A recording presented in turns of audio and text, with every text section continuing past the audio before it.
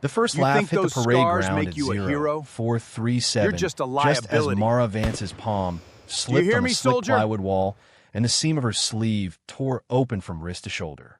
Under the floodlights, her scars flashed white. Not one scar, not two, a whole geography of them. Thin silver lines crossing thick ridges. Old burns braided over knife tracks. A rope is seen winding from the heel of her hand into the cuff of her elbow, like lightning frozen beneath skin. For half a second, the entire obstacle course seemed to pause with her there. One boot jammed on a lower plank, fingers clawing for the top edge, breath smoking in the cold before dawn. Then somebody snorted. "Look at that." Another voice louder this time. She'd get lost on the way to a hospital. A few recruits laughed, because laughter is cheap when you're 19. Exhausted and grateful that someone else is the target. Mud clung to Mara's knees. Gravel had bitten through the fabric over one hip. Her ribs hurt where the wall had kissed her too hard. She did not look down. She did not look at any of them. She only reset her grip, drew in one measured breath through her nose, and went over the wall in one clean movement, fast enough that the drill sergeant's stopwatch hand twitched. She landed hard on the other side and kept running. Behind her, boots hammered wet ground. Ahead, the confidence ladder loomed black against a bruised sky. Floodlights hissed. Diesel fumes drifted from idling transport trucks near the motor pool. Somewhere farther off, a bugle call broke through the dark like a blade on glass. The air tasted of rust, wet canvas, and old dust kicked loose by hundreds of running feet. "Move, Vance," Sergeant Boone roared. "You planning to admire government property, or are you going to clear the course?" Mara attacked the ladder. One rung, then another, then another. The wood was rough and damp beneath her palms. Her shoulder barked in pain on the reach across to the cargo net, but pain was information, nothing more. A report, not a verdict. That was what her father used to say before dawn runs in the hills behind their house.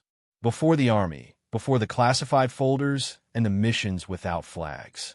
Half the platoon was still on the wall when she hit the low-crawl trench. She dropped flat into red mud and drove forward under barbed wire while machine gun blanks cracked overhead. Dirt sprayed in her teeth.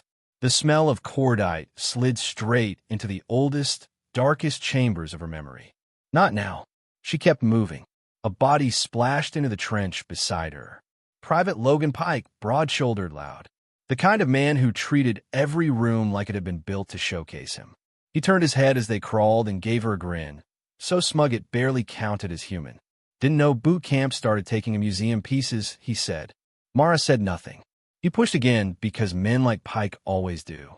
Those scars military issue, Vance, where you get careless with a kitchen stove. She stopped just long enough to let him crawl a foot ahead. Then she surged, slid under him, pivoted, and used her shoulder to drive him in the mud wall hard enough to knock the air out of him without making it look intentional. He choked on a mouthful of dirt. By the time he recovered, she was already through the final wire and sprinting for the finish posts. Sergeant Boone blew his whistle once sharply. Mara crossed first. The sunrise had not even started. She bent forward, hands on thighs, breathing slow while the others stumbled in behind her. Pike arrived with mud in his eyelashes and murder in his eyes. Boone paced the line, face carved from old leather, campaign hat dripping. When he stopped in front of Mara, he stared at the torn sleeve and the scars beneath it for one long second. Most people stared like they were reading a warning label. Boone stared like he was counting. "Get that fixed," he said. "Yes, Sergeant." No pity, no curiosity, just an order. Strange how kindness can hide inside something that hard. Across the line, a smaller recruit named Eli Torres was still wheezing from the course, one hand braced against his chest. He couldn't have been more than 18. Baby face, narrow shoulders, eyes too honest for a place like this. Mara noticed he was trying not to cough because he didn't want Boone to see weakness. She noticed because she always noticed everything. Exit points, blind corners, who limped, who lied, who was one bad minute away from collapse.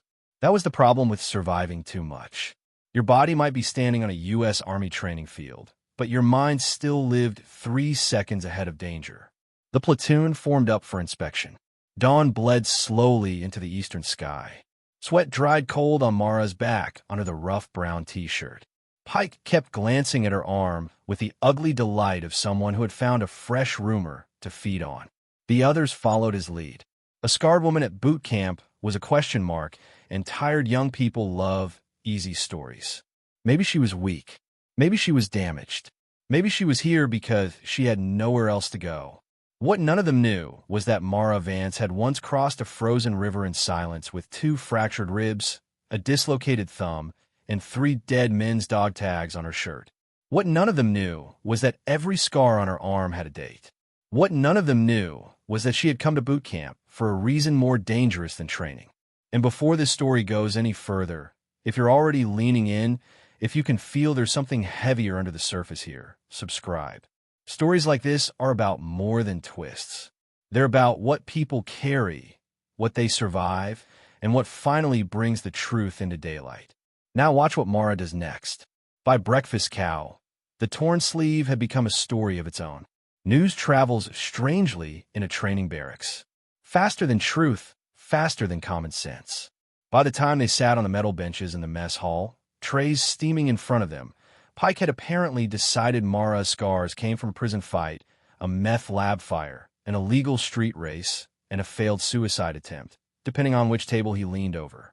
Mara ate her powdered eggs and dry toast without looking up. The mess hall was a storm of noise. Trays clattering, chairs scraping, shouted orders echoing off. Cinder block walls painted the color of old bones. Coffee smelled burnt.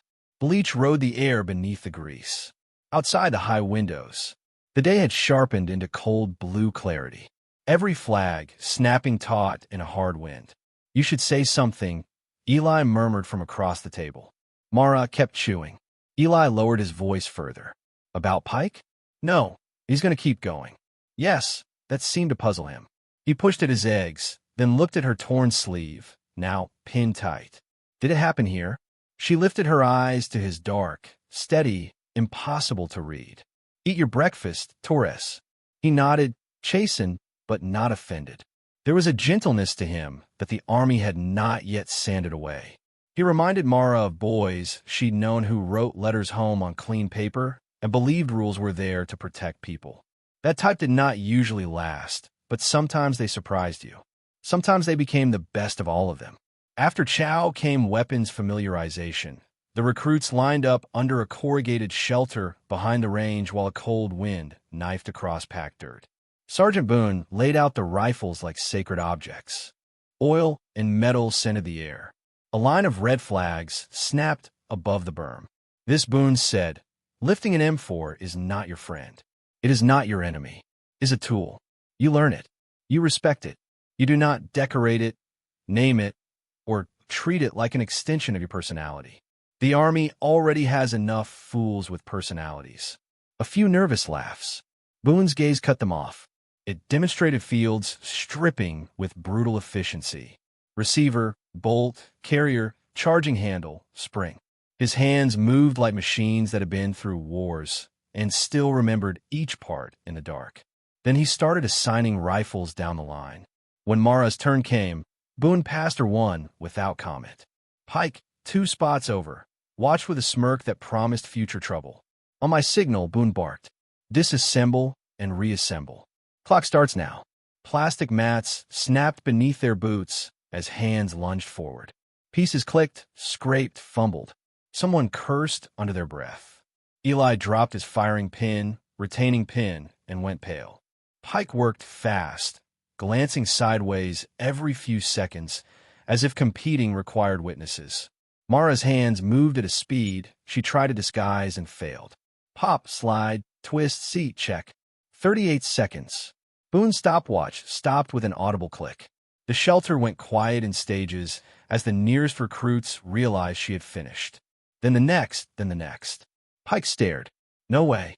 Boone looked at the rifle in Mara's hands. Then at Mara herself. The tiniest muscle jumped in his jaw. Again. She did it again. 41 seconds this time. Slower on purpose. Boone turned to the platoon. Take a good look. That is what attention looks like. Not talent, not luck. Attention, Pike muttered. We're cheating.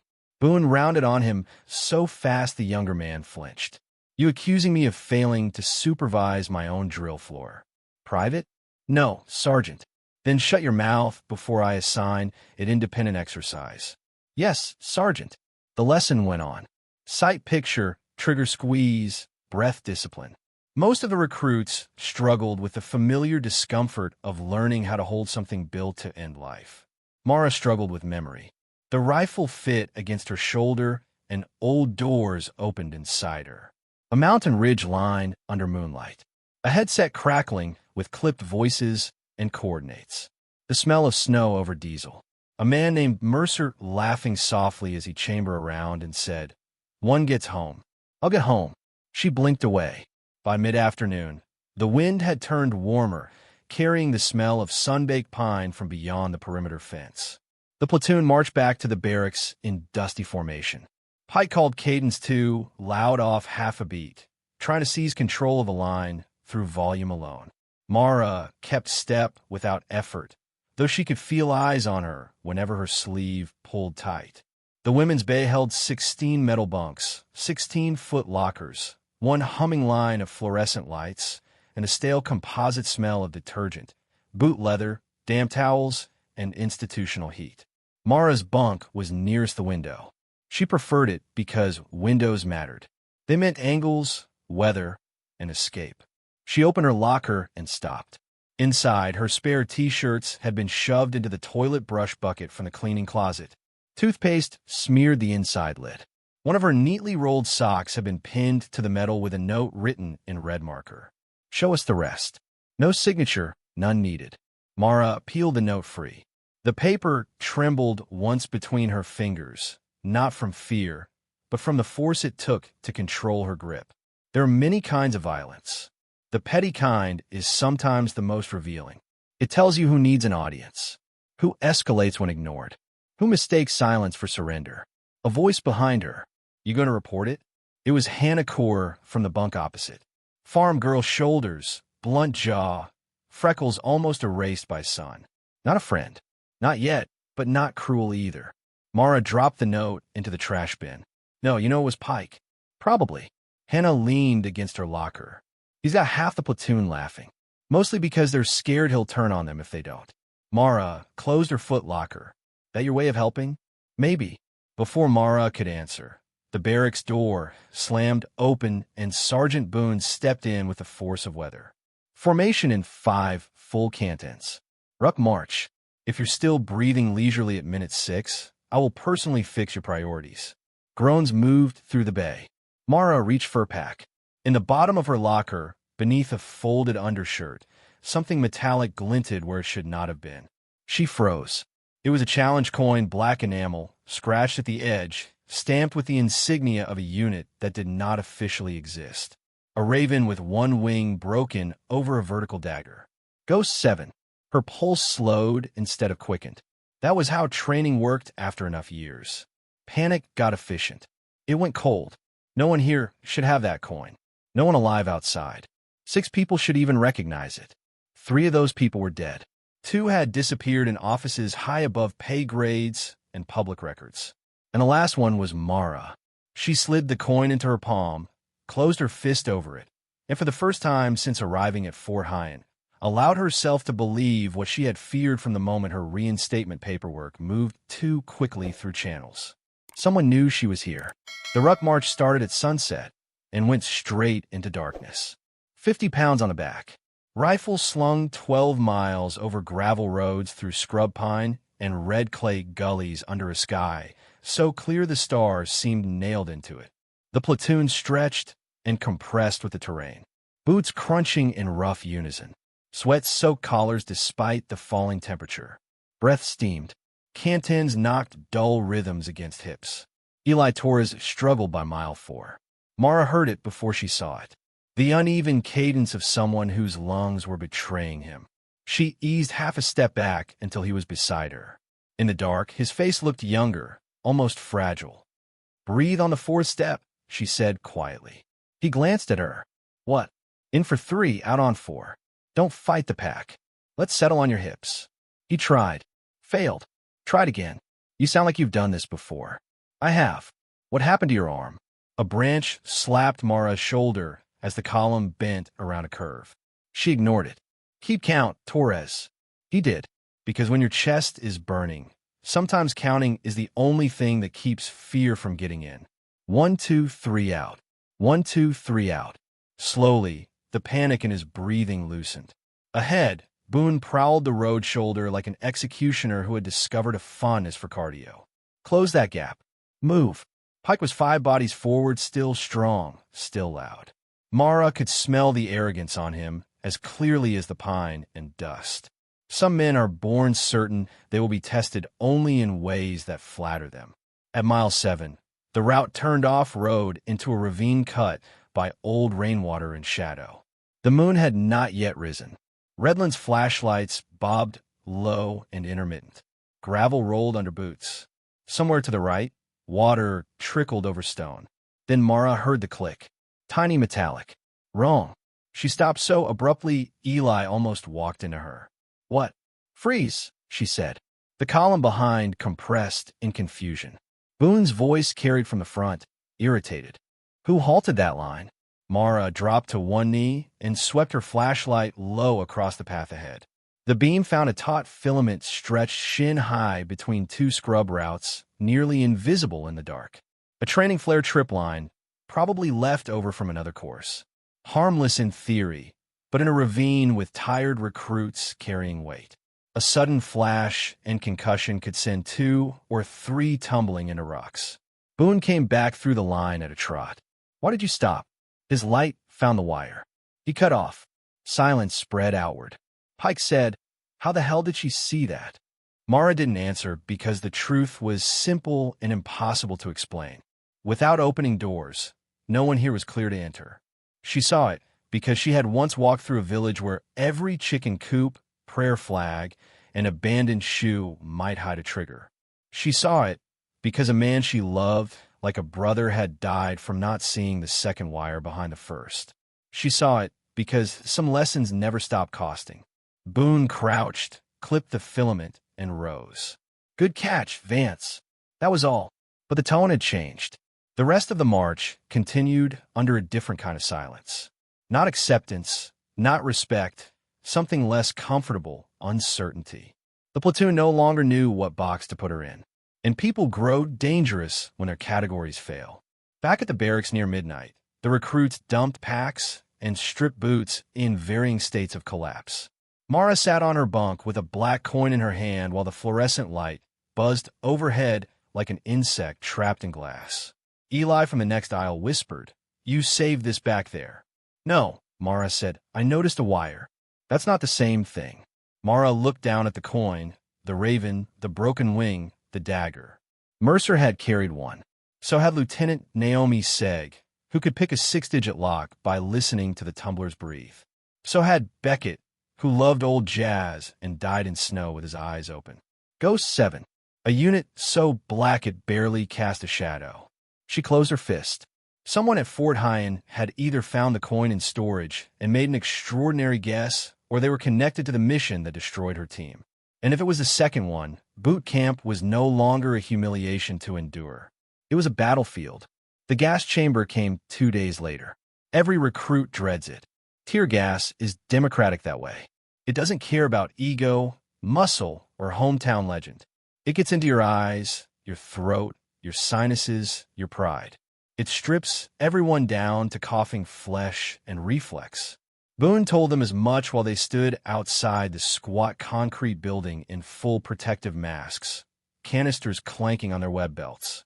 Today, he said, pacing slowly, you learn what panic smells like. You also learn that panic is not in charge. The building sat at the far end of the training field beyond a chain-link fence and a stand of pines. Gray walls, rust streaks, one steel door. Heat shimmered from the roof under a hard white sun. The place looked harmless in daylight. Mara hated it on sight. Not because of the gas. Not exactly, because of the room's shape. Small, sealed, one exit, one entry. Concrete echo. Her body knew before her mind allowed the memory in. A cell with no windows. A single drain in the floor. Hands forcing her upright when she lost consciousness. A voice asking names, locations, frequencies. the sweet chemical sting that turned air into knives. Vance Boone's bark yanked her back. She realized the line had moved. Her gloves were on too tight. Sweat had started between her shoulder blades, though the wind was dry. Pike stood 2 places behind her, checking the seal on his mask. "You look pale, museum piece." Mara adjusted her straps. "Worry about yourself." He grinned. "I would, but you're the entertainment." They went in by squads. Shouts, coughing, stumbling bodies came out in waves. Some recruits emerged teary-eyed, but laughing, elated at having survived embarrassment. Others gagged, so hard they folded over the grass. Eli barely held it together in the queue. Mara touched his sleeve once. "When it burns," she said, "don't chase air. Short breaths, eyes forward. You say that like it's normal. It could be managed." "Managed?" He repeated weakly. "Right." Their squad entered. The heat hit first, then the smell, sharp, synthetic, wrong in a way that punched straight through time. Masks on, bodies packed shoulder to shoulder. Boone's voice muffled through his own protective gear as he recited instructions. Name, rank, serial, remove mask, recite again. Simple. Except trauma does not care about instructions. Mara's pulse slammed once against her throat. The walls narrowed. The room dimmed at the edges. Somebody shifted a half-inch too close behind her. And for one blinding instant, she was elsewhere, wristbound, knees slick with water and disinfectant. A light in her face, so bright it raced distance. Remove masks. Hands moved. Mara obeyed. The gas hit her like hot sand poured into her eyes and lungs. Recruits began coughing instantly, but she didn't hear them. She heard a steel chair scrape, heard a faraway voice saying, "Try again, operative." Heard herself at 28 swearing she would die. Before giving them one name, her knees dipped. No, not here. Not in front of Pike. Not in front of children. Not in a training box built by people who thought this was a lesson instead of a memory. Mara Vance. Boone barked through the haze. "State your recruit, Mara Vance." She rasped, voice nearly gone. "Service reinstatement. Fort High Class Delta 4. A strange choice of words. Not the script Boone wanted, but words anchored her. The present is made of specifics. Name, place, date, breath. Beside her, Eli tore off his mask and immediately descended into chaos. Coughing and gagging, eyes wild. Mara reached blindly, found his elbow, and locked her grip. "Stay upright," she forced out. He bent double anyway. She hauled him back, not with kindness, but with command. "Torres, feet under you now." He obeyed out of shock more than strength. By the time they stumbled outside, both of them were streaming tears. Eli dropped to his hands and knees in the grass, coughing until his whole body shook. Mara stood because standing mattered. The sun felt monstrous on her eyes. Wind dragged clean air over her face, one thin mercy at a time. Pike emerged seconds later, retching spectacularly, and still somehow found energy to spit. Maybe those scars came from crying. Mara turned toward him. Not fast, not dramatic, just enough. Something in her face made him stop. For the first time since she'd met him, Pike looked uncertain. That moment mattered more than he realized, because cruelty survives on confidence. Strip that away, and it starts checking doorways. Later that evening, while the barracks settled into the ragged quiet of exhausted bodies, cleaning weapons, and shining boots, Mara found another note under her pillow. "This base buried you once. It can do it again." No signature, no flourish. The handwriting was different from the locker note. 2 people then, or one clever enough to change style. Mara sat on her bunk, note in one hand, challenge coin in the other. Outside, rain had begun tapping softly against the window. A storm front rolled low over Fort Hyen, turning the parade ground lights into smeared halos on wet glass. Hannah Kerr looked over from 2 bunks down. "You okay?" Mara folded the note and slipped it into her pocket. "Fine." "No, you're not." Mara said nothing. Hannah hesitated. "You don't have to tell me anything. But if someone's messing with you, it's handled." That should have ended it. Usually it did. But Hannah surprised her. "There's a difference," she said quietly, "between handled and carried alone."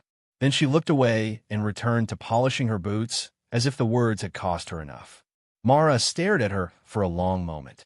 In other lives, in other rooms, those kinds of offers had gone bad. Trust was often just another route of attack. But there was no performance in Hannah's voice. No fishing, just recognition. That was more dangerous than hostility, because it made Mara want to believe in something gentler than survival. When a storm broke fully after lights out, thunder rolled over the base in long metallic waves. Rain lashed the barracks windows. Wind pushed wet branches against the siding with soft, scraping fingers. Most of the recruits slept like the dead. Mara did not. She sat upright in the dark, blanket around her shoulders, listening. Generators, rain gutters overflowing, boots shifting on concrete outside. A vehicle idling 3 buildings over. One set of footsteps passing, then returning slower. At 0213, the footsteps stopped outside the women's bay. Mara slid from her bunk without sound, bare feet on cold floor. She crossed the window and moved the curtain edge 1 inch. A figure stood in the rain near the corner floodlight. Male, put up motionless except for the way the downpour ricocheted off his shoulders, impossible to identify at that distance. He seemed to be looking directly at her window. Then lightning flashed, and for the length of a heartbeat, she saw his hand raised, not waving, not threatening, 2 fingers touching his temple in a gesture she had not seen in 4 years. Ghost 7 acknowledgement. The figure turned and disappeared into the rain. Mara was out the side door in 14 seconds, boots unlaced, jacket half-zipped, heart silent with lethal focus. The rain hit like thrown gravel. Mud sucked at her sauce. She rounded the barracks corner and found nothing but water sheeting off concrete, swaying pines, and tire tracks filling with rain near the service road. No body, no shadow, no sign. Only one thing left behind on the wet ground where he had stood. A laminated visitor badge face down in a puddle. Mara snatched it up and held it under the floodlight.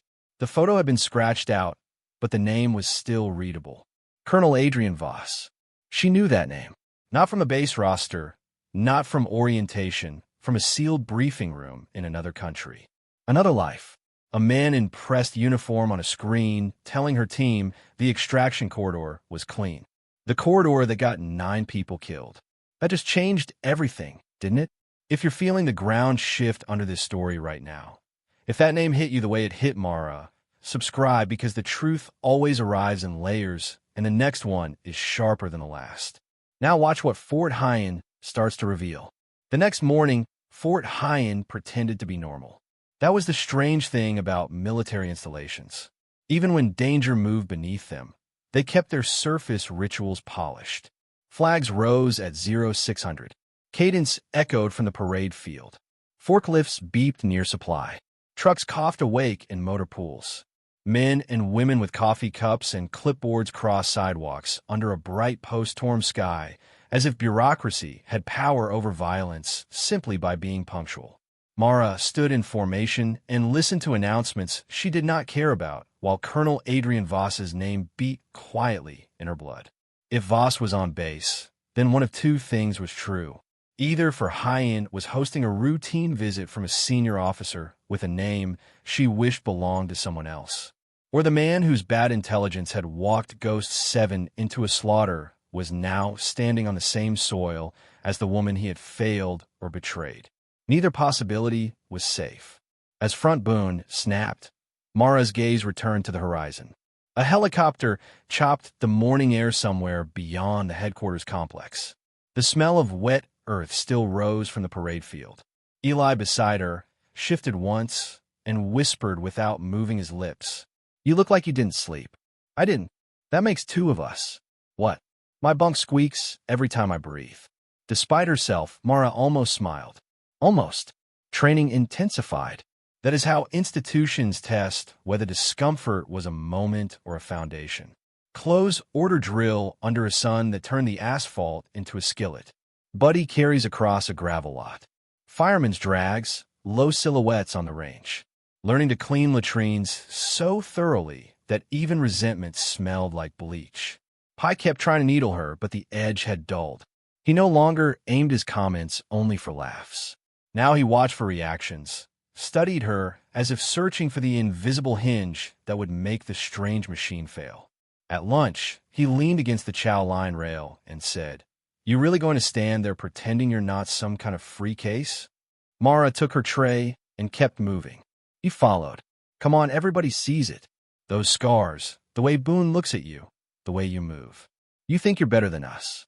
I got her to stop. Not because of the insult, because of the question. The mesol noise blurred at the edges.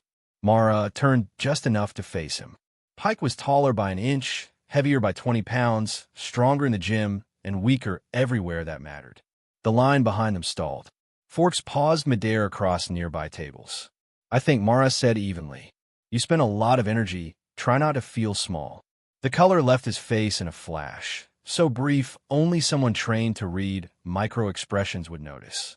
There it was. Not anger at the insult, panic at being seen. Pike smiled too wide. "You don't know me. Then stop asking for my attention." She walked away. The silence she left behind followed him harder than any threat could have. That afternoon, Boone ran them through hand-to-hand drills in the combat pit. Sweat-soaked uniforms. Dust stuck to damp skin. Bodies slam mats while instructors bark corrections about base, balance, leverage. The pit smelled of canvas, old sweat, and dirt heated all day under canvas awnings. Mara paired with Hannah first and handled her carefully, enough force to teach, not humiliate. Hannah recognized the courtesy and gave a short nod when they reset. Eli got tossed by 2 different partners and kept standing back up, which Mara respected more than natural talent. Then Boone called, "Vance Pike." A ripple moved through the pit. Pike grinned like Christmas had arrived early. They stepped onto the mat. "Controlled aggression," Boone said. "This is training, not revenge. First clean takedown wins." Pike bounced lightly on his toes. All swagger and confidence.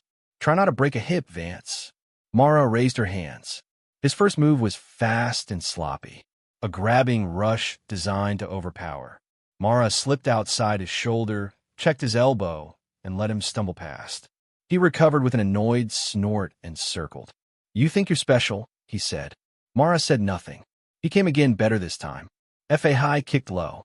She took the kick on her shin, stepped in, trapped his wrist, and felt the exact instant his balance shifted from owned to borrowed. The world often turns on such instants. Not with noise, with geometry. She could have broken his arm.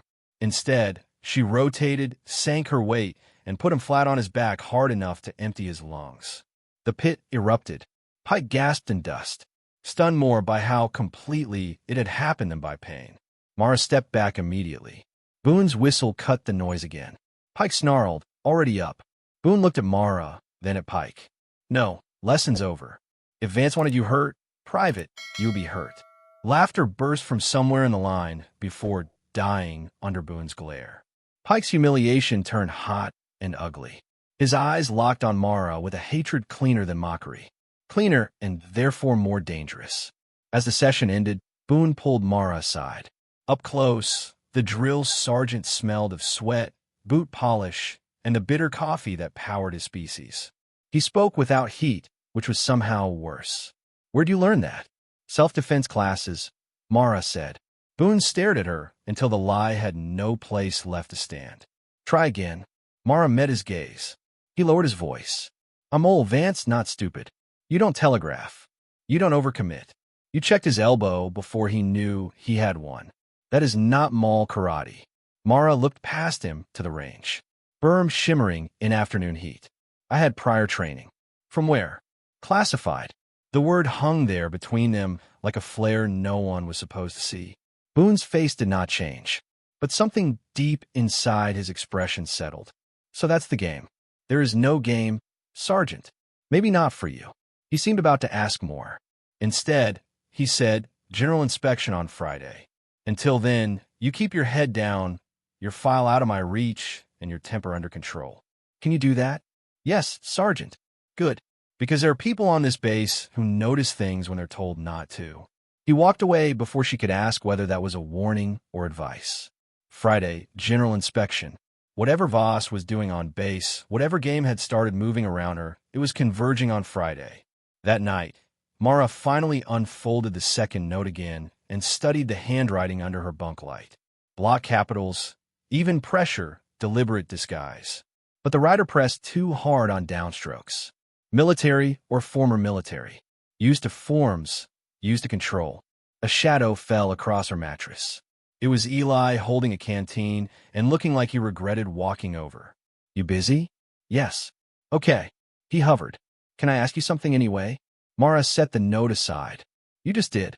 That made him laugh nervously. Right? Sorry. I don't understand you. Most people don't. That wasn't an insult. I know. He sat on the edge of the neighboring bunk, careful not to intrude beyond the point she might tolerate. Back in a gas chamber. You look like you were somewhere else. Mara's gaze went to the window where moths battered themselves senseless against the screen.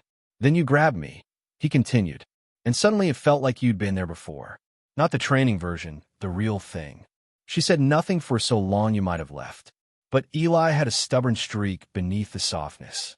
My brother had panic attacks after he got back from Kandahar, he said quietly. Nobody in my family knew what to call it, so they called it mood swings. He hated that, said it made it sound small. Mara's shoulders eased half an inch. He's okay now, she asked. Mostly. He fixes air conditioners in El Paso and yells at the Cowboys on Sundays. Good, Eli nodded. I'm not asking for your secrets. I just wanted you to know I recognized the look. Mara studied him. The open concern, no appetite for gossip, no leverage seeking, just human decency. Still somehow alive after weeks of being shouted at in dust. Sometimes, she said, choosing each word the body remembers ruins the mind wishes it didn't. Eli absorbed that.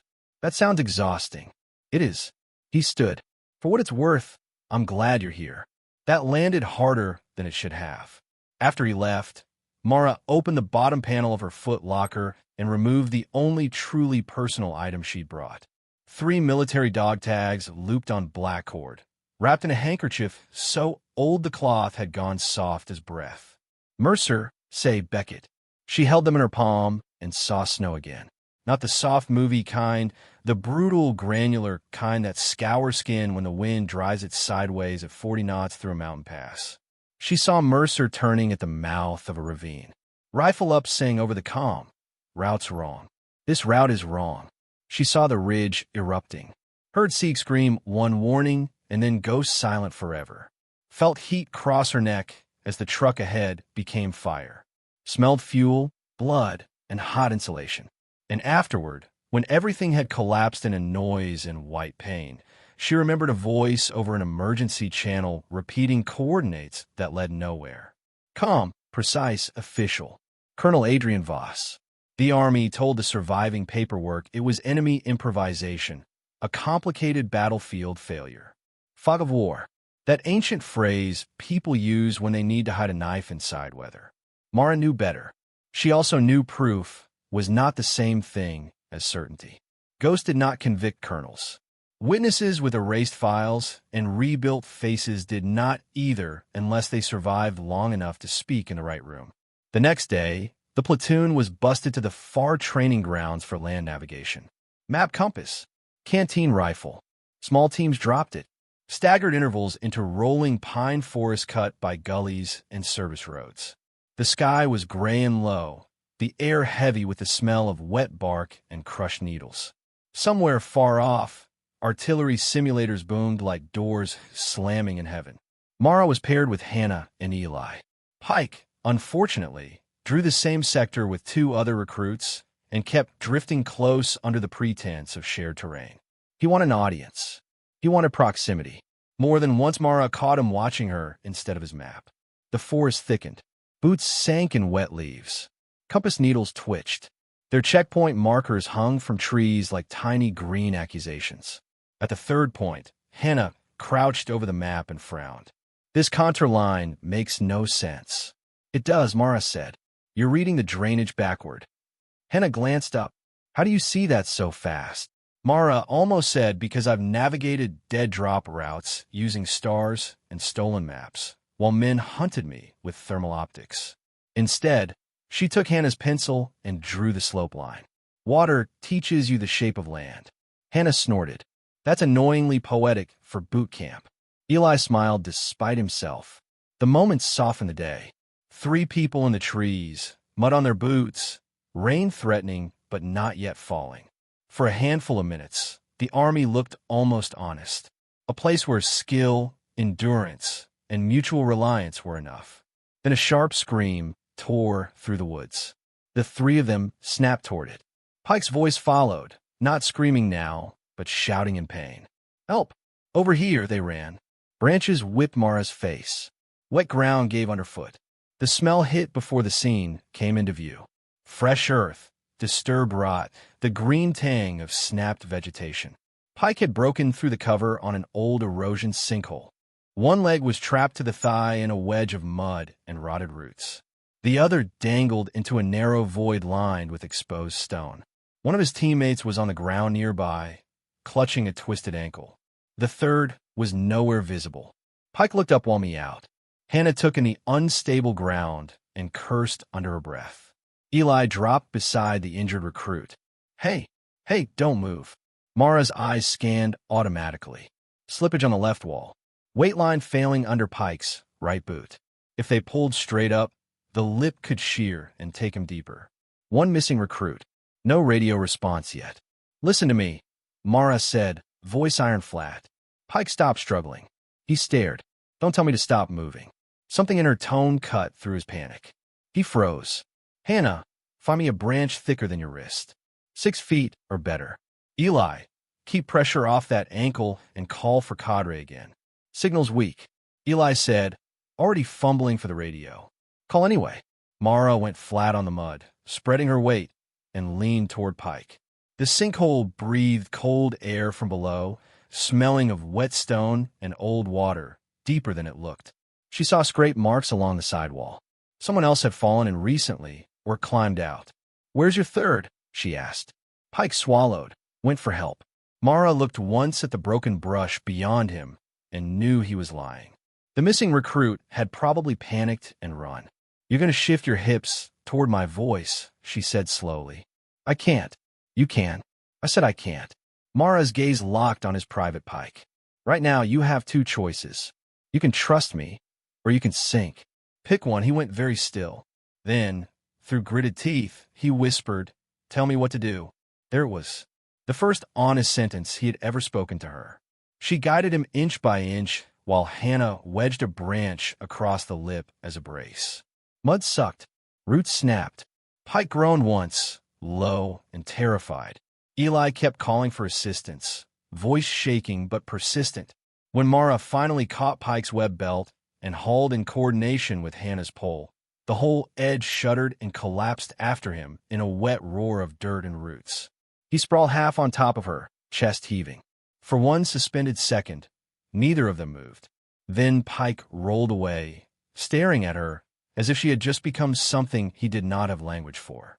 She rose mud to the elbows, breathing hard. Boone and 2-range cadre crashed through the brush minutes later. "What happened?" Boone demanded. Nobody answered immediately because everyone there knew the clean official summary would be something like navigational misstep, terrain failure, prompt peer response. But the truth inside Pike's eyes was different. He had gone down mocking her in his heart. He had come back up alive because her hands knew exactly how to pull a body from unstable ground without taking the rescuer with it. On the ride back to the barracks, Pike sat across from Mara in stunned silence while rain tapped against the bus windows. The engine rattled. Wet wool, mud, and old vinyl filled the air. Eli dozed against the glass, drained by adrenaline. Hannah pretended not to watch. At last, Pike said very quietly, "Why did you save me?" The question was so naked it nearly hurt. Mara looked out at the passing pines. "Because you were there. That's it. That's enough." He lowered his gaze. An hour later, as the platoon formed outside the barracks for evening accountability, a convoy of black SUVs rolled past headquarters toward the administration building. No flags, no public announcement, windows tinted dark. Mara saw Colonel Adrian Voss in the rear seat of the second vehicle for less than a second. It was enough. He was older, thinner through the face, hair silvering at the temples.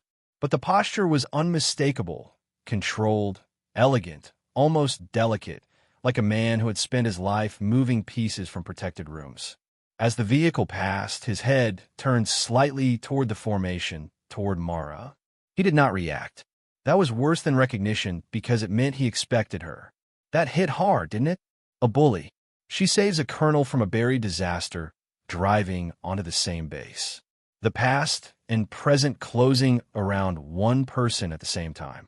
If you need to see how Mara gets through that pressure, subscribe. The next turn in this story changes the stakes completely. General inspection. Morning arrived under a sky polished clean and blue. The base looked ceremonial. Parade field rate, windows checked, brass burnished until it flashed.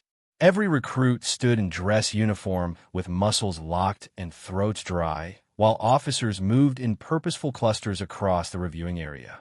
The smell of fresh-cut grass drifted from the edges of the lawn, battling with shoe polish, hot fabric, and the faint tang of vehicle exhaust. Mara's dress sleeve covered her scars. That had been deliberate. Army regulations have many uses. Sometimes concealment is one of them. The platoon stood at attention in ranks. Pike was 2 files over, chin high, jaw clenched. Eli looked like his collar was slowly murdering him. Hannah stared straight ahead with farm-bred ferocity. Sergeant Boone moved along the front, correcting inches as if inches were souls. Then the command passed down the line in a ripple. General on deck. The entire field tightened.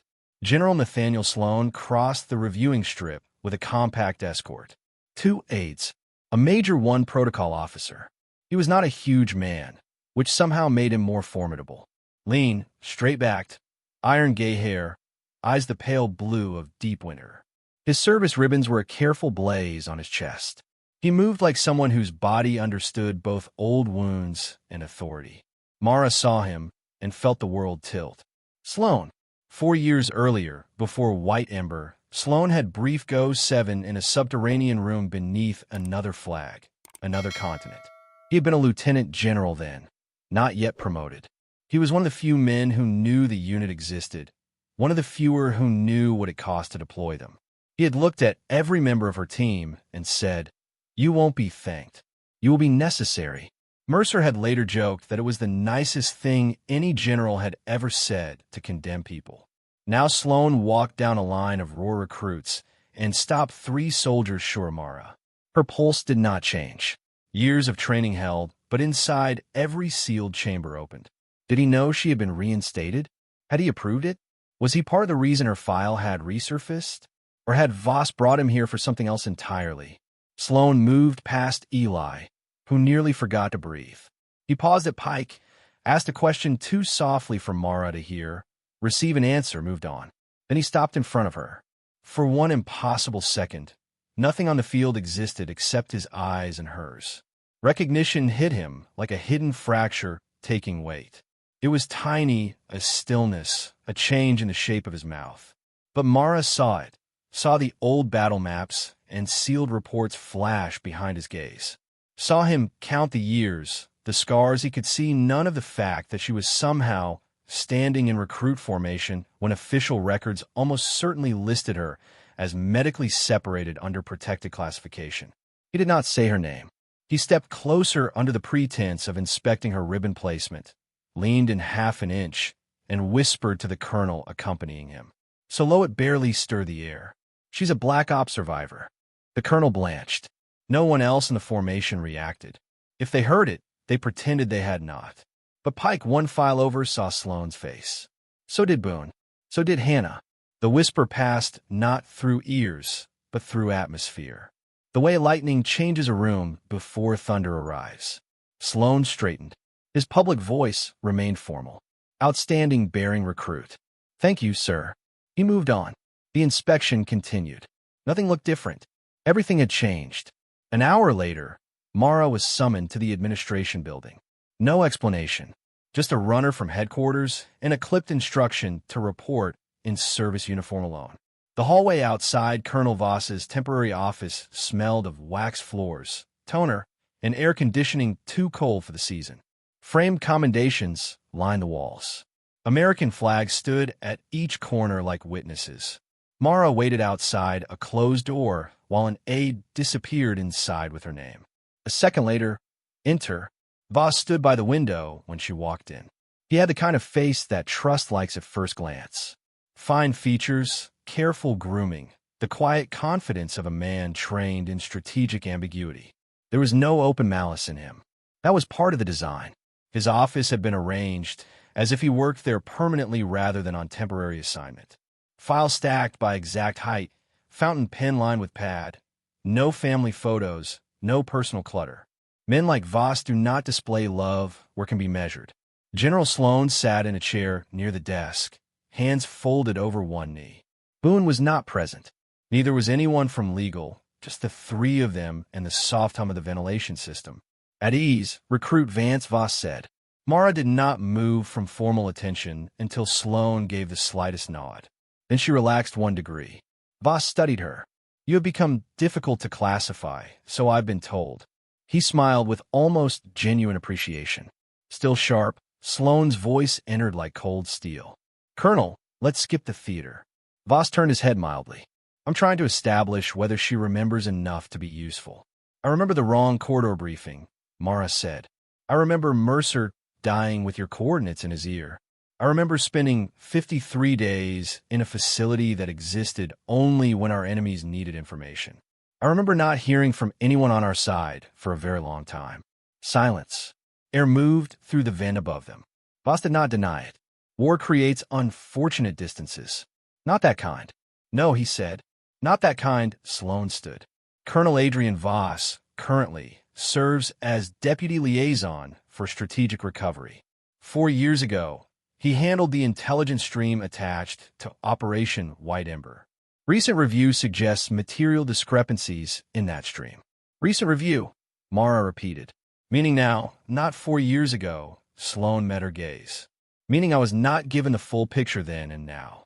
Now I know enough to understand someone on American side channels sold route information. Mara's jaw tightened. Sold. Boss lifted one shoulder. That word is emotionally satisfying. Not fully accurate. Mara took one step toward him before Sloan's voice stopped her. Stand fast. She did. Voss did not appear threatened. That told Mara everything about the room's hidden geometry. Either he believed Sloan would protect him, or he believed he still possessed leverage greater than guilt. Sloan said there is a data archive on this base related to historical special access operations. Someone has attempted to breach it twice in the last 72 hours using credentials tied to long-retired compartmental networks. Mara thought of the notes. The coin, the figure and ring. Go 7, she said. Sloan nodded once. Vass spoke carefully. The archive contains operation logs, personnel crosswalks, and independent oversight memos.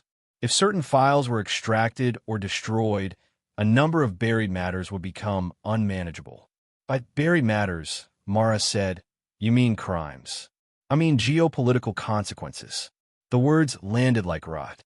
Sloan said, we have reason to believe the breach attempt will coincide with tonight's field training scenario. Reduced manning, rotated security, predictable distraction, and you brought me in because Sloan said you're either the bait, the target, or the one person on this base who will recognize the tradecraft when it moves. Mara laughed once without humor. That's your apology? Another mission? No, Sloan said quietly. It's my chance to stop using silence as policy. For the first time since entering the room, Voss looked annoyed. General, with respect, this is still an active institutional problem, not a confessional. Sloan turned toward him fully. With respect, Colonel, I did not ask for your editorial framing. A knock cut the tension. An aide opened the door. Sir, convoy prep is behind schedule. We need your signature on the logistics transfer. Sloan's attention flicked away for only a second. In that second, Mara saw Vass's right hand move. Not toward a weapon, not toward the desk, but toward a thin folder on the credenza near the wall. He placed 2 fingers on it, then withdrew a signal, a mark, an instruction meant for someone who would enter after her. Mara clocked it and filed it. Sloan turned back. Recruit Vance, return to training. Tell no one about this conversation. Tonight, you observe. You do not engage unless civilians or recruits are in direct danger. Understood. Mara held his gaze. If recruits are in danger, sir, I won't wait for permission. A long pause. Then Sloane said, "That is precisely what concerns me." When Mara left the building, the afternoon's sun felt false. Ceremonial base life continued all around her. A landscaping crew trimmed hedges. Two lieutenants argued beside a truck somewhere near finance. Someone laughed too loudly at something trivial. The ordinary world is always embarrassingly intact when your past has just walked into the room wearing rank. Boone intercepted her near the steps. "What do they want?" "Nothing I can discuss." He studied her face. "That a warning or a threat?" "Depends who you are." They got the nearest thing to a smile Boone had likely produced in years. "Vance." "Yes, Sergeant. Tonight's exercise is the Old Village Lane at Sector 9. You know it." She did not, but she knew enough terrain patterns to imagine it. Mock urban lanes, plywood facades, culverts, alleys. Good places to teach movement. Better places to stage an intrusion. Boone lowered his voice.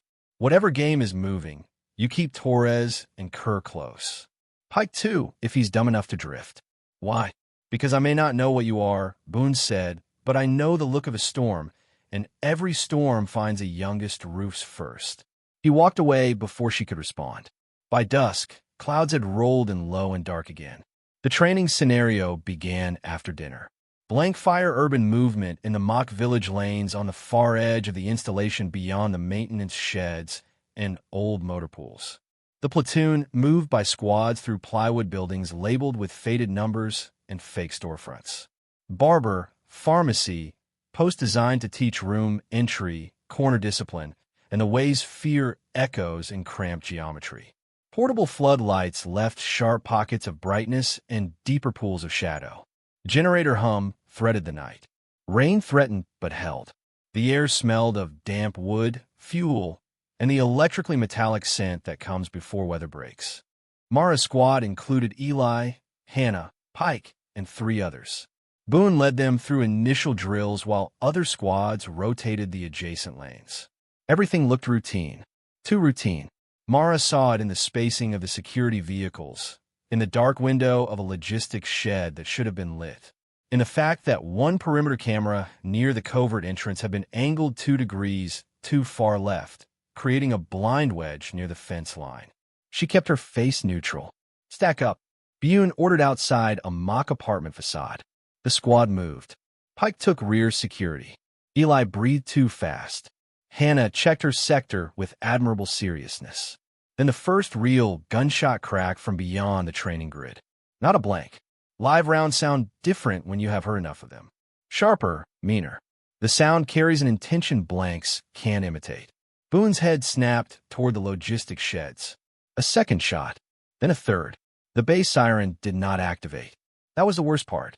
No alarm meant either command had not yet understood what was happening or that the people firing knew exactly how to keep response slow. "Down!" Boone shouted as he shoved the nearest recruits behind a plywood wall. The floodlights on the east side of the village snapped off all at once. Darkness took half the lane. One of the younger recruits screamed. Another dropped his rifle in the dirt across the training grid. Orders collided with confusion.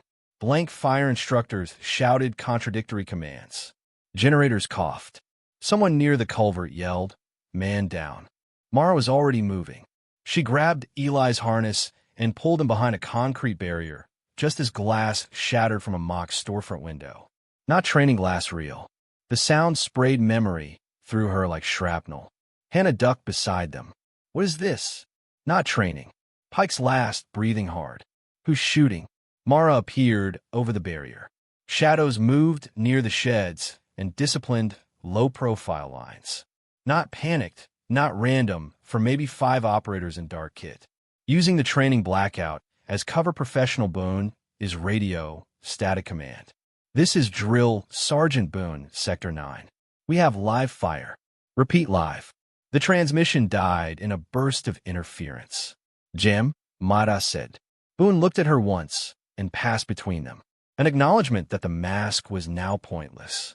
"You know these tactics?" "Yes." "Then talk." "Primary objective won't be recruits," Mara said fast. "They'll avoid mass casualties unless cornered. They're moving toward a specific asset, archive facility, or transfer node. But if trainees scatter into the lane, They become liabilities. Pike stared. How do you know that? Mara ignored him. Another burst of live fire snapped overhead, which splintered from the facade above them. Eli flinched so hard he nearly lost his rifle. Boone made the decision that separates real leaders from uniformed placeholders. Vance, he said, you're with me. Kerr, to his Pike. Stay on my hip and do exactly what you're told. Pike opened his mouth, perhaps to object to taking orders from the woman he had mocked for weeks.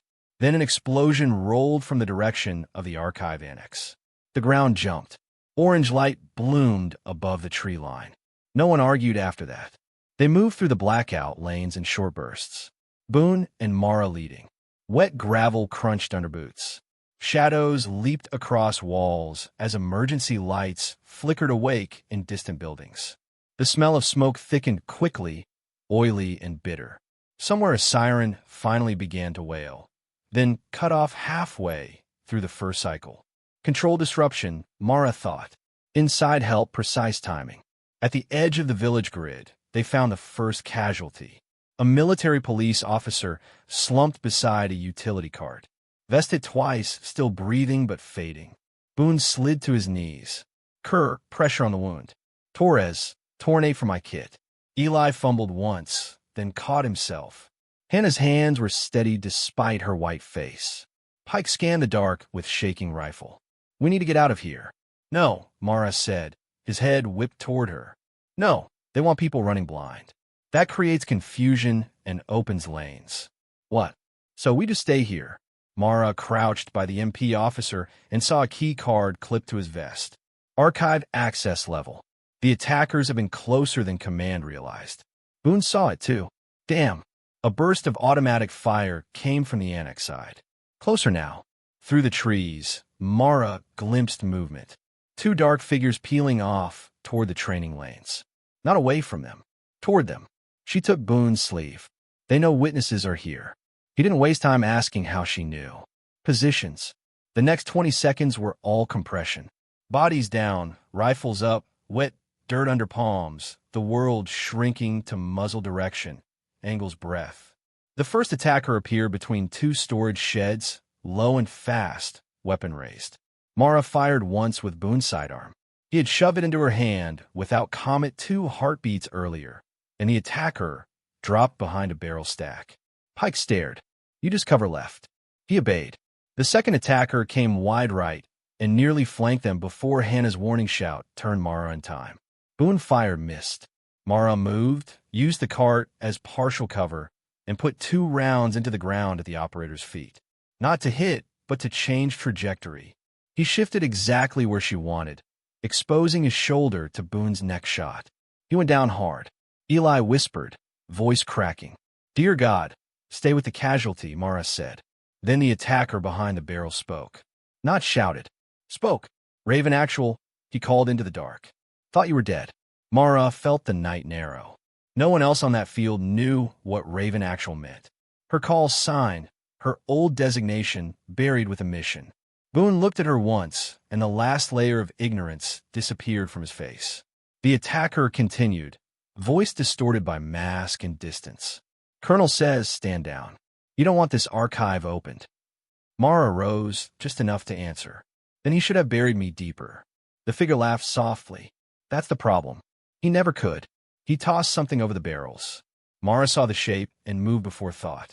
She hit Eli and Hannah both, driving them behind the cart as the flashbang detonated in white noise and pressure. Lights swallowed the lane. Sound flattened into one giant metallic slap. Pike screamed something she couldn't hear. Training took over. Mara blinked through the dazzle rolled. Found Boone half-stunned and dragged him behind concrete. Another live burst chewed through the cart tires. The wounded MP officer moaned. Eli crawled blindly, disoriented. Hannah shook her head like a boxer trying to find the bell. Torres. Mara shouted. Sound off. I'm here. Can you move? Yes.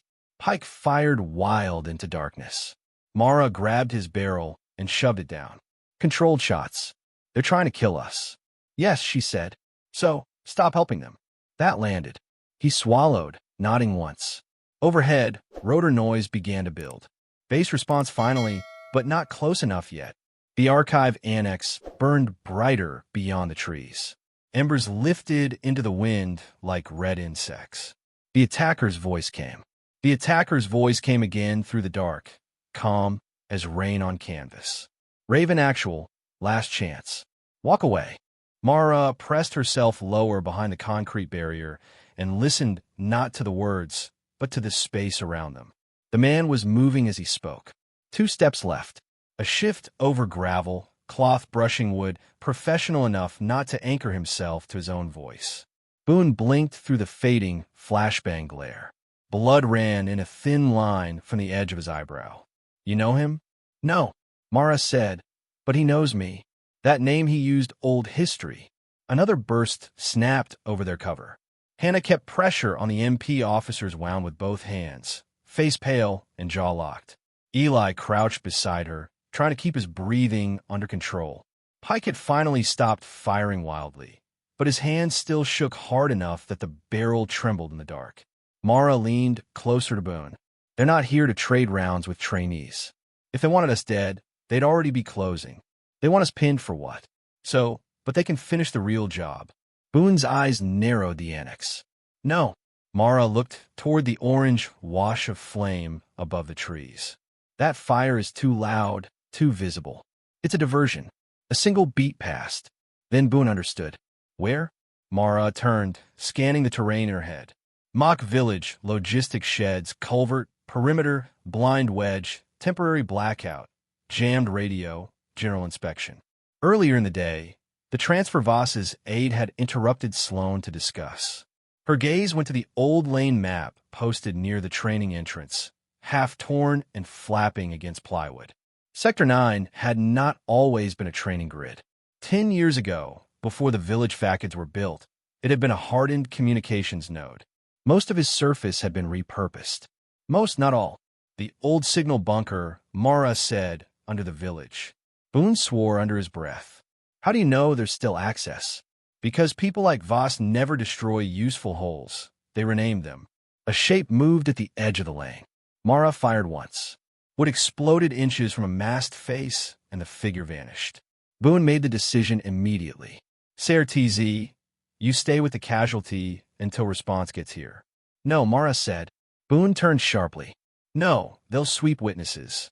Anyone left static is exposed. Anna looked up from the wounded MP. Then what do we do? Mara pointed. Pharmacy facade. Back room has only one window and brick reinforcement on the lower half. Better cover than this lane. Torres, you, and Kerr dragged the officer there. Pike, rear security. Sergeant, if the bunker access is live, it's probably through the culvert utility hatch behind the old post office set. Pike stared at her. How do you know all this from one look? Mara's voice stayed flat. Because I was trained to see what gets built under what people are meant to see. Moon didn't ask more. Move. They shifted in a staggered rush. Eli and Hannah hold the wounded MP under the arms, boots furrowing wet dirt. Pike covered this time, disciplined enough to fire only when muzzle flashes appeared. Boone and Mara cross using the dead angle between a plywood wall and a cinder block trash enclosure. Rounds punched through the barber sign behind them. Inside the pharmacy set, the air smelled of dust, old paint, and the bitter chemical residue from training smoke used in earlier exercises. Shelves lined the walls with empty boxes meant to imitate kin goods and medicine stock. The back room was cramped, concrete floored with a steel sink and no exterior light. Hannah lowered the MP officer beside the wall. He's losing a lot. He stays alive. Boone said that's the mission for you two. Eli looked from the casualty to Mara. And your mission? Mara met his eyes to stop this before it reaches you. The simple honesty of it seemed to steady him. I'm coming, Pike said. Boone started to shut that down, but Mara spoke first. Yes. 3 heads turned toward her. Pike frowned. You serious? You know the lanes. You move fast, and if you freeze, I leave you. That hit the part of him still trying to become someone better than he had been. He nodded once. Boone gave Hannah a sidearm from the down MP's kit. Last resort only. Hannah took it like it weighed more than metal. Outside, the sirens finally started properly, bass wide this time. Multiple tones overlapping in the distance. But no quick reaction team had yet reached Sector 9. Too many moving parts. Too much confusion. Exactly what the attackers had counted on. Mara led Boone and Pike through the rear of the pharmacy, across a narrow alley, and into the shell of the post office facade. The fake lobby opened onto darkness. Rain had begun at last, whispering across the plywood roof and pattering through cracks and eaves. Somewhere under that soft sound lay boots, breath, wires, and men. She found a floor vent near the rear counter. Not a vent, a hatch disguised as one. No padlock, fresh tool marks here, she said. Boone knelt, swept the edge with his fingers, and found a recessed pole ring. Well, I'll be Pike whispered. What is that? History, Mara said. Boone lifted. The hatch rose on silent hydraulic hinges, revealing a ladder descending into a narrow shaft washed in red emergency light. Warm air climbed out carrying the smell of old concrete, machine oil, ozone, and something newer. Burnt insulation. They went down in that order. Mara first, Boone second, Pike last. The shaft opened into a service corridor with cable trays running the ceiling and moisture beading on painted walls. Red lights strobed lazily every few seconds, giving each face the look of a bad memory. Farther ahead, metal clanged. A voice murmured through an earpiece. Another answered. Mara held up a fist. Stop. She crouched, touching the floor with 2 fingers. Vibrations. Not from the surface fighting. Closer. 2, maybe 3 people moving equipment over wheels. Hard cases or server crates. Pike swallowed audibly. This is insane. Boone whispered. Can you take point? Mara looked back at him.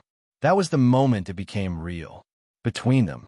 Not suspicion, not inference, consent. A drill sergeant putting his trainees' libs in the hands of a recruit because the recruit knew a war the Army had not briefed him on. Yes, she said.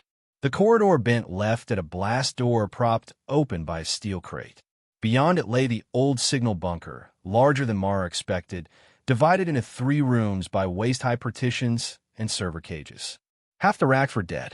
The other half glowed with emergency power. Cable bundles coiled like black veins across the floor. 2 masked operators were loading drives into a hardened transport case. A third body lay slumped near the central console. Mara's chest tightened. General Sloan alive, but bleeding from the shoulder and pinned by zip-tied wrists. He must have come to intercept or verify the archive breach and gotten her moments too late. One of the operators turned slightly, revealing the line of his jaw beneath the mask and a small white scar near the ear. Mara knew that scar not by name, by file fragment, by debrief photo glimpsed once in a folder she was never meant to see.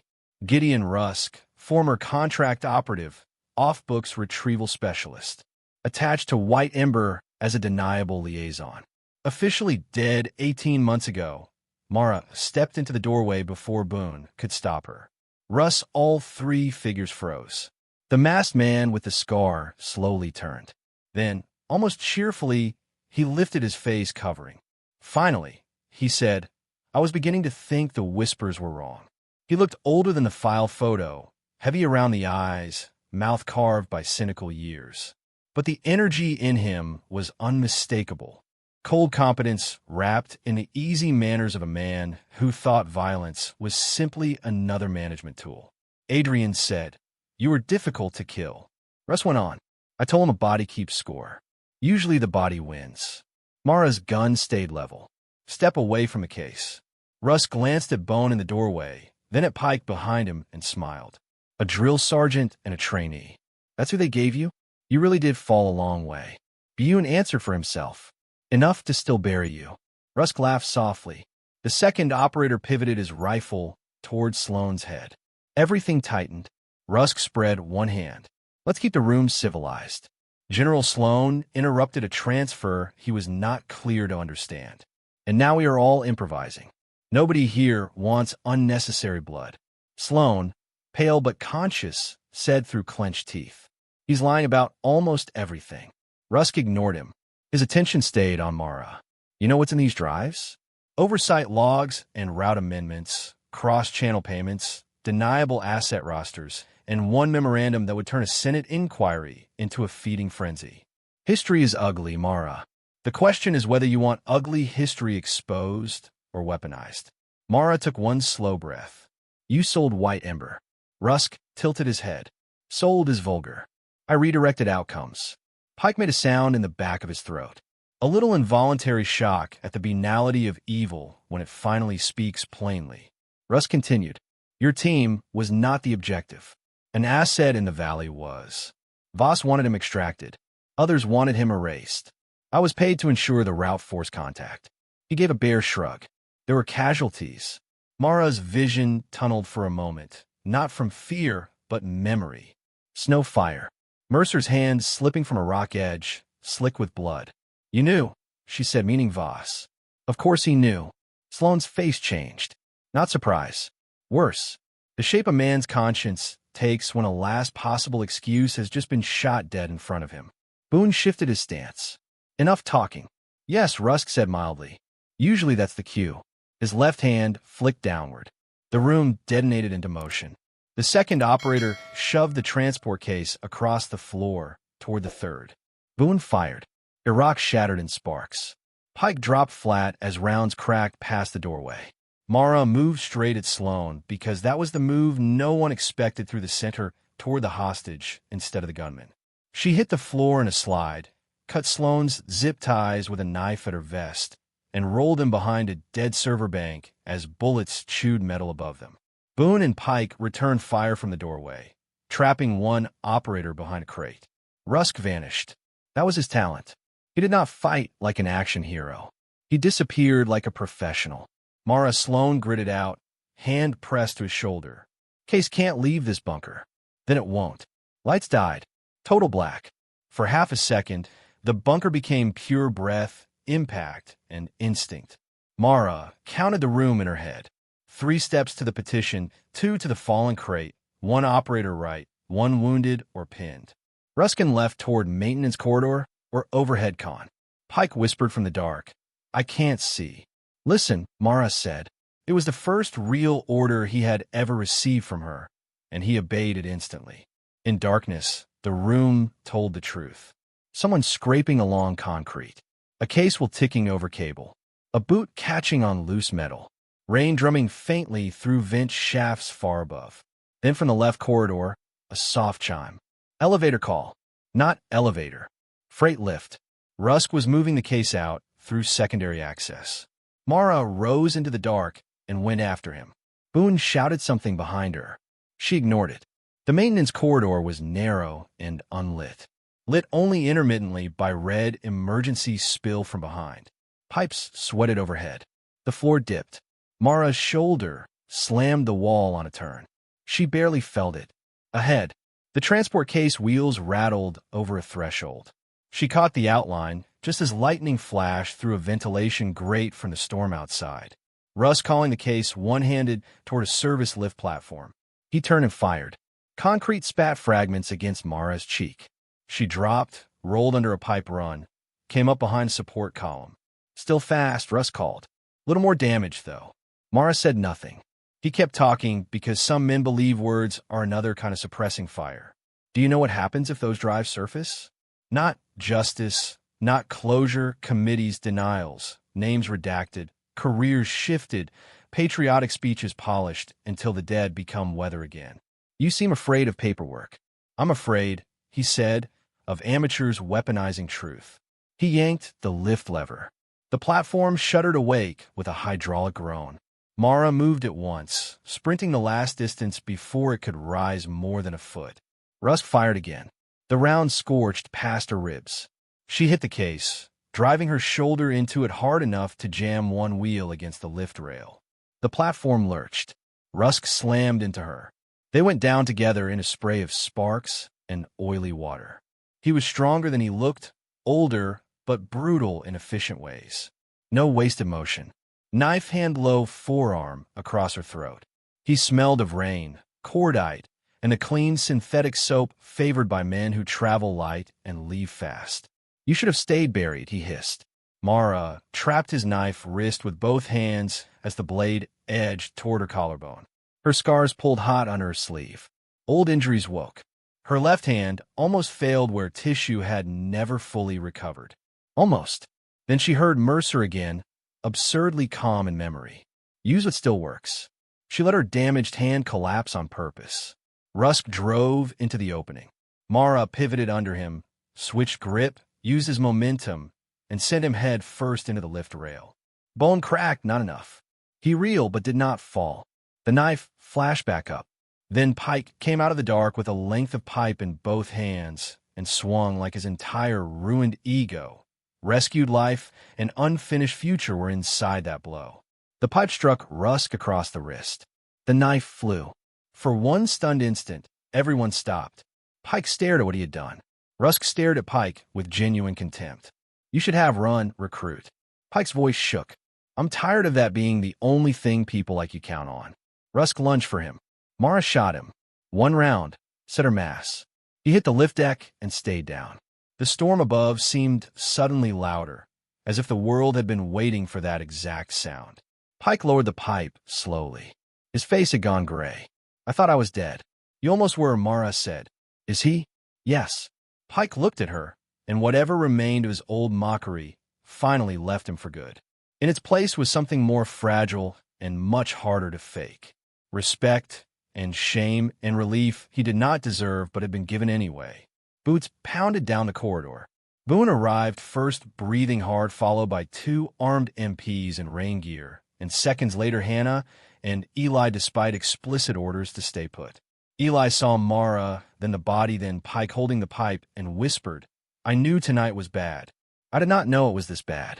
Hannah's gaze moved over Mara quickly, checking for holes. You good? I'm here. Boone looked at the jam transport case, then at Rusk, then at Mara. I'm going to need an entirely new filing vocabulary. Despite everything, Pike made a crack sound that might have been a laugh. They got the case back to the bunker just before the backup generator failed completely. Sloan, pale and increasingly unsteady from blood loss, insisted on opening one encrypted petition himself. He keyed in a code with his good hand while two MPs covered the room and a medic team rushed in behind them. The first file on screen was a route amendment matrix for Operation White Ember. The second was a payment ledger routed through a humanitarian shell contractor. The third was a memo signed digitally by Adrian Voss authorizing dynamic corridor manipulation to protect compartmental asset recovery above tactical team survivability thresholds. Boone read the line once and went very still. Eli did not understand all the jargon, but he understood enough. That means Sloan said, voice flat with fury, that he traded soldiers for access. No one in the bunker spoke after that, because some truths do not arrive like revelations. They arrive like verdicts outside. The firefight ended in fragments. One attacker dead, one captured with a leg wound near the annex. Another had fled into the storm and was being tracked by thermal teams across the eastern fence line. Voss was missing. That was the next blow. He had vanished between the time Mara left his office and the first shots at Sector 9. His convoy remained on base. His temporary billet was untouched. His desk contained sanitized copies, dummy schedules, and one perfectly aligned fountain pen. Men like Adrian Voss do not improvise their escapes. They pre-stage them. And this is where stories like this tighten around the throat, because the evidence is finally real. The truth is finally visible. And the architect is still out there moving through the dark. If you're locked in now, if you can feel how close justice is and how easily it can still slip away, subscribe. This is the kind of story that stays with you. Now, watch what Mara does when the man who ruined her life tries to disappear. Fort Hyen went into lockdown at 2318. Floodlights came alive across every perimeter road. Barracks were sealed. Head counts repeated. K-9 teams swept motor pools and maintenance base. Helicopters skimmed low over the pine line, rotors chopping the storm into ragged sheets of sound. The whole base seemed to inhale and hold. Mara sat on an ammo crate outside the bunker entrance while Medic cleaned the cut on her cheek and wrapped her shoulder. Rain drummed on the temporary awning above them. Her uniform was mud black and strewn with concrete dust. The scars on her forearm had come loose in a view again where the sleeve was torn. This time, no one stared for the wrong reason. Pike stood 6 feet away, hands on his head, while an MP took his statement. Eli sat on an overturned bucket wrapped in a blanket someone had found, still processing the fact that his training night had become an actual armed breach. Hannah leaned against the bunker wall with a sidearm holstered at her chest and eyes that had aged 2 years in 2 hours. Boone came out of the command tent carrying a radio. They got Voss's access trail. Mara looked up. North Vehicle Maintenance. He said he used an emergency tunnel from admin to old transport sheds. Probably heading for the outer service gate. How long ago? 8 minutes. Mara rose. Boone held out the radio. Don't make me regret this. She took it. I already regret a lot. He said, voice lower. No need to add your corpse to the list. She almost smiled. That was close to warmth, Sergeant. Don't spread it around. Pike stepped forward. I'm going. Boone rounded on him. Absolutely not. He knows the transport sheds. Mara said he did maintenance detail there last week. Boone looked like he wanted to reject the universe on principle, but time had run out for pride. Torres and Kerr stay. Hike with me and Vance.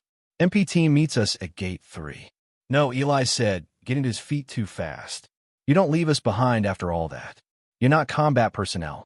Boone snapped. Eli swallowed. Neither was the MP officer when he got shot. That shut the room down for a second. Mara looked at Eli properly. He was afraid, still trembling at the edges.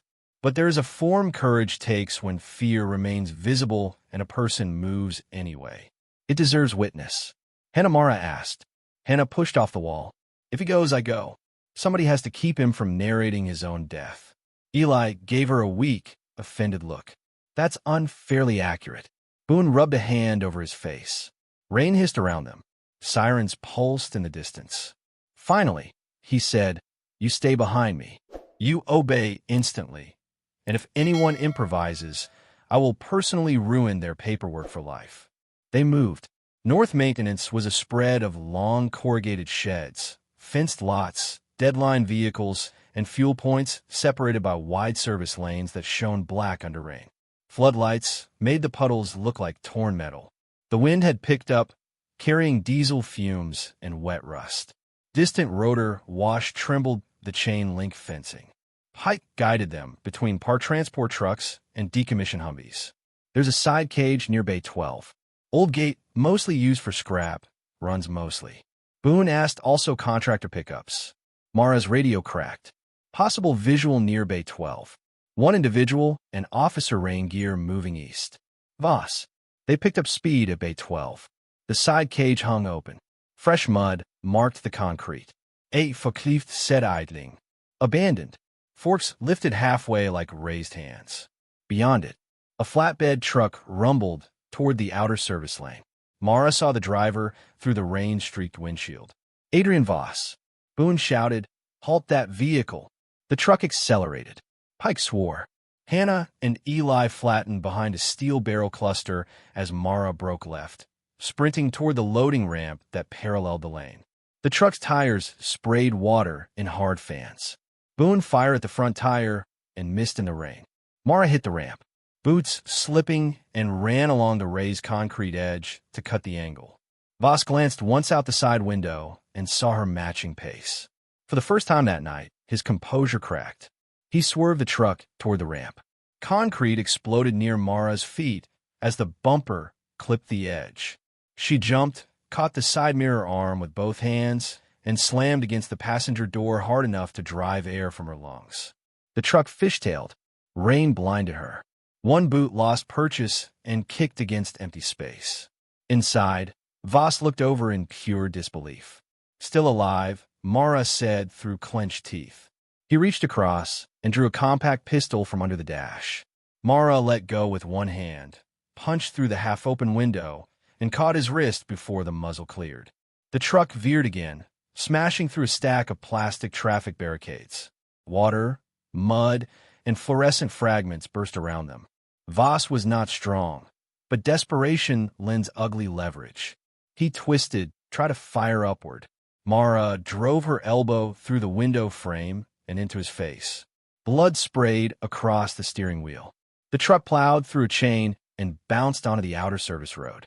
Behind them, Boone's voice roared over the radio, distorted by static. Vance, bail out. She couldn't. Not without leaving him free. Voss jerked the wheel, trying to throw her. Mara got one forearm inside, jammed it across his throat, and slammed his gun hand into the dash until the pistol dropped into the footwell. "You left them," she said. His voice came strangled and wet. "You were expendable." There are sentences that split a life cleanly in two. Not because they tell you something new, because they confirm what pain has been whispering for years. The road ahead ended at the outer maintenance gate. Locked. Voss saw it. Too late. He yanked the wheel.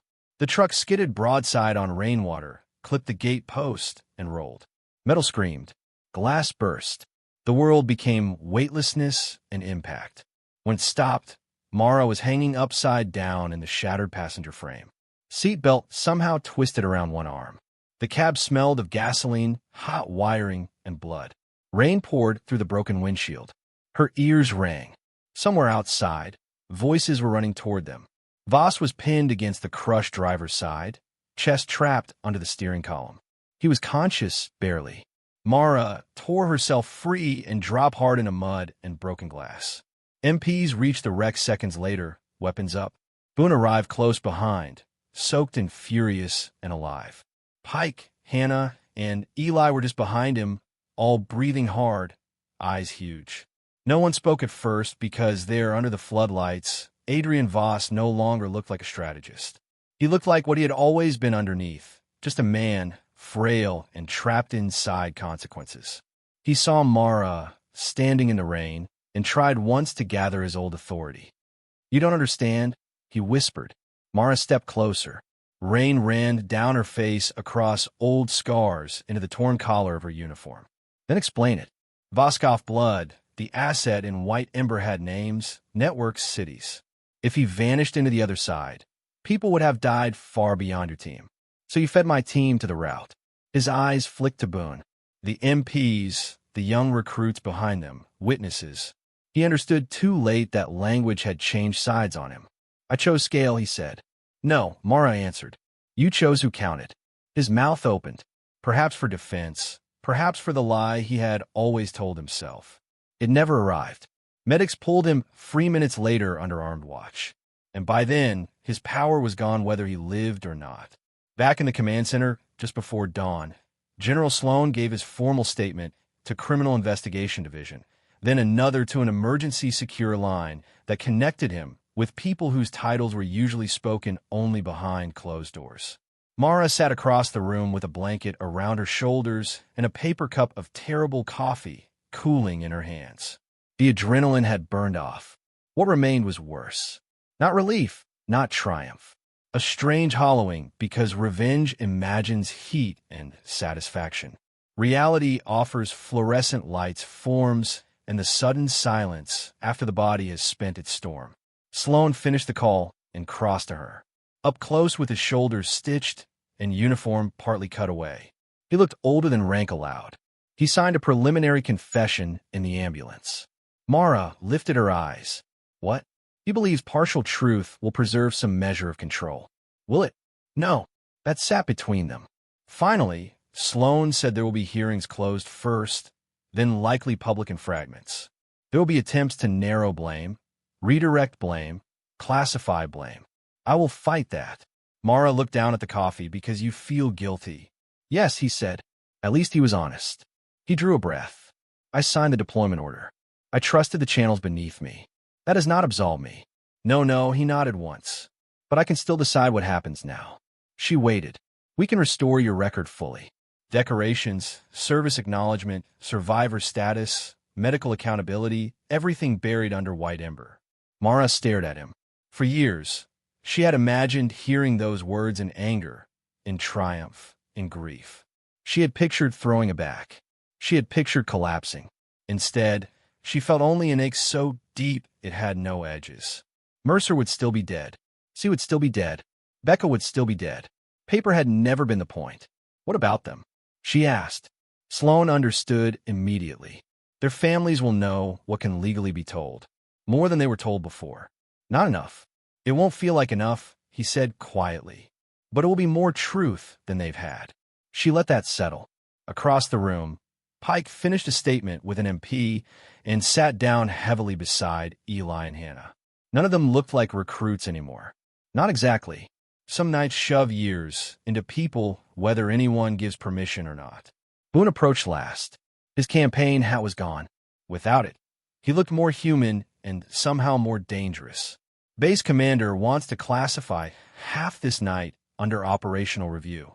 Of course he does, Mara said. I told him my recruits were in the line of fire, and I'd testify until his grandchildren got tired.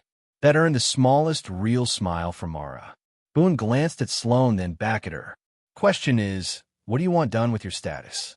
Because once doors open, they don't close the same way. Mara looked through the rain-streaked window toward the dark shape of the barracks in the distance. She thought of the first laugh on the obstacle course. The locker note, Eli coughing in a gas chamber. Hannah saying there was a difference between handled and carried alone. Pike in a sinkhole asking why she saved him. And she understood something then that had taken years to come into focus. She had not come back to the army just to expose a lie. She had come back because some part of her still believed service meant something cleaner than the people who had corrupted it. Open it, she said. Sloane nodded once. A solemn, almost grateful gesture. Then we will. Morning came slow and colorless. Word spread across Fort Hyen in pieces. Live fire breach. Restricted investigation. Visiting colonel detained. Recruits involved. One drill. Sergeant commended. Details pending. Rumor did what rumor always does. It stumbled toward truth and kept tripping over spectacle. But one thing changed immediately. No one laughed when Mara walked back into barracks. The torn sleeve had been cut away by medics, leaving her forearm bare down to the wrist. Silver-white rope, thick, jagged, the old map of damage in full light. Conversations died when she entered, but not with cruelty this time. With awe, with discomfort, with the uneasy respect people feel when they realize the thing they mocked was evidence, not weakness. Pike stood first. That alone stunned the room. He crossed her bunk with none of his old swagger, stopped at a proper distance, and said loud enough for everyone to hear, I owe you an apology. Mara set her folded blanket down. You owe several people one. He nodded.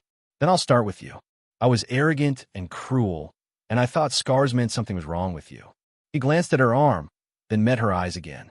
Turns out they meant you survived things I can barely imagine. The room held its breath. Mara could have humiliated him. There would have been justice in it. Easy justice. Instead, she said, then learn something from that. I already have. He stepped back. It was not redemption. Redemption is longer and harder than a sentence. But it was a beginning. Sometimes beginnings are all anyone can honestly offer. Hannah came over next and handed Mara a neatly folded replacement sleeve from supply. Figured regulations might still matter around here. Mara took it. Thank you. Eli hovered behind her, then finally asked, Are you actually going to tell us what happened to you? Mara looked at the three of them. Sunlight pushed through the high barracks windows and pale bars. Dust turned gold in the beams. Boots, bunks, metal lockers, detergent. The ordinary architecture of young lives trying to become harder. No, she said. Eli's face fell. Then she added, but I might tell you what I learned from it. That kept them there. She sat on the edge of her bunk, forearms on her knees. Pain is information, not identity. Fear is real. It is not command. And the people who mock what they don't understand are usually telling you more about themselves than about you. Pike looked down. Hannah nodded once. Eli listened like he always did with his whole face. Mara continued. Also, if someone who knows more than you tells you to breathe on the fourth step, breathe on the fourth step. That finally drew a laugh out of all of them. Tired and stunned and badly needed, training resumed 3 days later. The Army is many things. One of them is relentless. Paperwork expanded. Investigators arrived. Restricted doors stayed closed, but relies still sounded, boots still laced. The obstacle course still waited in dawn light, as if no firefight had ever broken the base in half. Mara went back to the wall where her sleeve had first torn. Floodlights hissed. Mud clung to boots. The same plywood surface waited, rough and indifferent. This time when she put her hand on the top edge and the scar showed white against dawn, no one laughed. Pike reached the wall 2 lanes over and glanced across. Race you? Mara arched an eyebrow. You sure? No, he admitted, but I'm growing. Good. They went over together. She still beat him. By graduation week, the story had escaped every attempt to contain her. Not the details. Those stayed classified or half-classified or stripped to careful phrases. But enough truth moved that people began to understand. Recruit Mara Vance had survived something extraordinary. General Sloan had recognized her on sight. A visiting colonel was under federal investigation. A training class recruit team had helped stop an armed breach.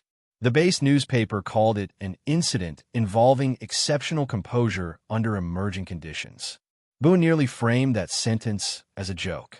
On the final parade morning, families filled the bleachers under a bright, clean sky. Flags snapped. Brass instruments warmed in the distance. New uniforms shone under sun. Eli's parents had driven from Texas and looked like they wanted to cry every time he blinked. Hannah's brothers leaned against the rail, all square jaws and proud silence. Pike's mother held a small camera in both hands and watched her son like she had always hoped this version of him existed somewhere. Mara had no one in the stands, not physically, but in the hollow behind her ribs where absence used to live like a wound. Something else had begun to grow beside it. Mercer said Beckett, not ghosts now. Witnesses. As the formation locked into place, General Sloan stepped to the podium. His speech was concise. Service, discipline. The long line between sacrifice and honor. Nothing unusual at first. Then midway through his tone changed. Some among this class, he said, have already been tested in ways most service members never will be. Others discovered under extreme pressure that courage is not loud and character is not visible at first glance. Let that lesson remain with all of you. The uniform does not create worth. It reveals it. His gaze found Mara in the third rank for less than a second. That was enough. After the ceremony, while families surged forward in a happy flood of embraces and photos, Boone stopped Mara near the edge of the parade field. He held out a small velvet box. Inside lay a restored service insignia, black and silver, understated and unmistakable to anyone who knew. Ghost 7's raven over the dagger. Not official issue. Not anymore. Maybe not ever. Where did you get this? Mara asked. Boone looked towards Sloan, who was speaking to investigators near the staff cars. Some old files opened. Some old debts got nervous. Mara closed the box slowly. I'm not pinning it on you, Boone said. That's your business, but I figured you should decide whether your history belongs hidden. She looked down at her forearm, uncovered in the afternoon sun, scar tissue pale against the darker skin around it. Once a source of ridicule, then a warning, now simply truth. Thank you, Sergeant. He cleared his throat, uncomfortable with sentiment. You graduated. Don't make me say nice things twice. He walked off before she could answer. A few minutes later, Pike approached with Eli and Hannah beside him. The three of them had become against all odds a shape that resembled a team. What now? Eli asked her. For me? He nodded. Mara looked across Fort Hyan. The barracks, the training fields, the headquarters building where Eli's had once worn neat uniforms. The road beyond the gate where the wider country waited in all its flawed, stubborn scale. I don't know, she said for the first time in a long time. That doesn't feel like danger. Hannah folded her arms. You could teach. Teach what? How not to get all of us killed. Pike nodded. I'd sign up, Eli added. So would everyone with functioning common sense. Mara considered it. Not the assignment, the possibility, a life not built only around surviving what had already happened. A life where experience became shelter for someone else instead of just weight. The thought scared her more than any firefight had. That was probably how she knew it mattered. The sun was dropping when she finally walked alone to the far edge of the parade field. Evening wind moved through the grass. Somewhere behind her, families laughed. Cameras clicked and boots scuffed on concrete. Ordinary life. Precious because it was ordinary. She opened the velvet box one last time, took out the raven insignia, and held in her palm. Then she slipped it into her pocket. Not hidden, not displayed, carried. The scars on her arm caught the last light. She remembered the first laugh at 0437. The wall, the mockery, the hunger in people for simple explanations. And she almost smiled at how small that moment looked now compared to everything it had opened. They had looked at her scars and seen weakness. The general had looked at them and seen survival. And in the end, that was the truth that changed every room she entered after that. Because scars are strange things. To the cruel, they look like damage. To the fearful, they look like warning. To the wise, they look like proof. Proof that pain arrived. Proof that it did not finish the job.